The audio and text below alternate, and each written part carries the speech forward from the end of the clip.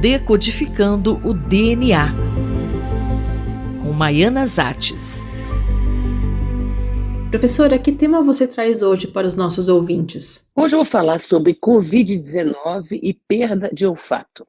Um dos principais sintomas da Covid, observado logo no início da pandemia, era a perda de olfato.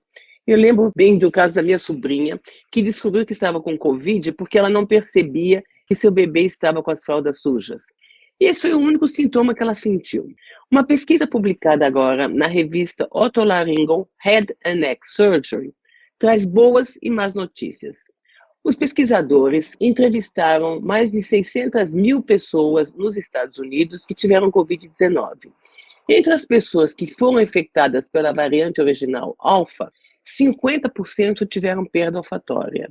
Essa proporção caiu para 44% com a variante Delta e só 17% com a Omicron. Então, essa é uma boa notícia. E qual é a notícia não tão boa? A pesquisa mostrou que um grupo significante de pessoas que foram infectadas no início da pandemia ainda tem uma deficiência olfatória. Um estudo anterior, publicado no ano passado, comparou 100 pessoas que tiveram formas leves de Covid com 100 controles que nunca tinham testado positivo.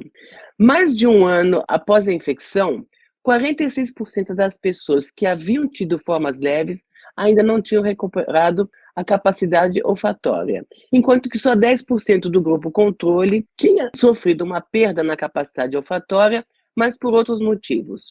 E entre aqueles que haviam tido Covid, 7% tinham uma perda total do olfato, que a gente chama de anosmia. E um outro estudo, publicado em março desse ano, envolveu 785 pessoas no Reino Unido que tiveram seus cérebros escaneados por ressonância magnética. Em cerca de 400 pessoas, foi possível comparar as imagens antes e depois da infecção. E nessas pessoas foram observadas várias alterações em áreas ligadas ao centro olfatório do cérebro. Entretanto, ainda não houve um acompanhamento a longo prazo. O que foi observado em autópsias de pessoas que faleceram de Covid? Um outro estudo anterior já havia mostrado que o vírus ataca células no nariz que fornecem nutrientes e protegem os neurônios responsáveis pelo odor. E nas autópsias, observou-se que, apesar dos neurônios continuarem intactos, havia menos receptores responsáveis por detectar odores. E mais ainda, a arquitetura dos núcleos dos neurônios estava toda bagunçada, ao invés de estar organizada. E uma outra pergunta é se a perda de olfato poderia ser explicada pela genética do indivíduo infectado. Foram identificadas mutações genéticas em 2 genes, que estariam associados a uma maior propensão para a perda olfatória ou de gosto. Entretanto, não se sabe ainda como o SARS-CoV-2 interage com esses genes. E o que pode ser feito a respeito?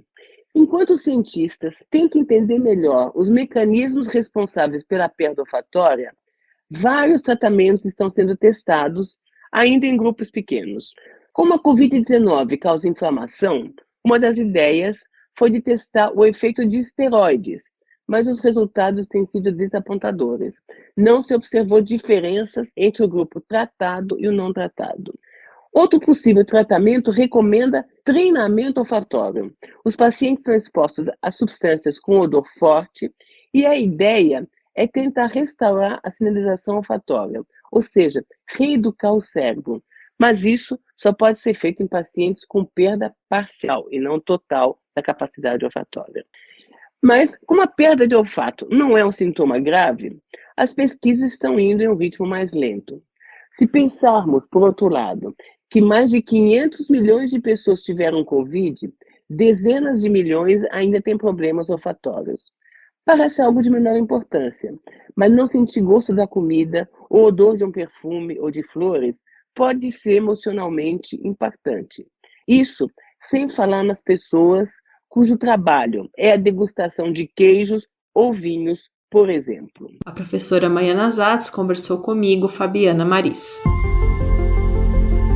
Decodificando o DNA, com Maiana Zates.